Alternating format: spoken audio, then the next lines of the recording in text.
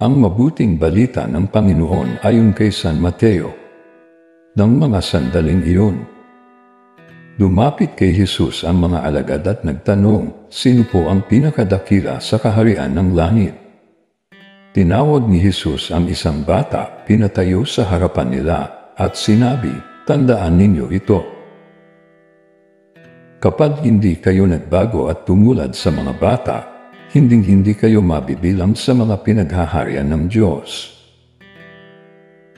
Ang sinumang nagpapakababa na gaya ng batang ito ay siyang pinakadakila sa mga pinaghaharian ng Diyos.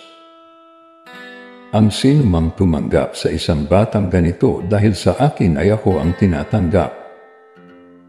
Ingatan ninyo na huwag hamakin ang isa sa maliliit na ito. Sinasabi ko sa inyo, sa langit, ang kanilang mga anghel ay laging nasa harapan ng aking Ama. Ano sa akala ninyo ang gagawin ng isang taong may 100 tupa kung maligaw ang isa sa mga iyon? Hindi kaya niya iiwan ang 99 na nanginginain sa kabululan upang hanapin ang naligaw. Sinasabi ko sa inyo, kapag nasumpungan niya ito, higit niyang ikinagagalak ang isang ito kaysa 99 na hindi naligaw.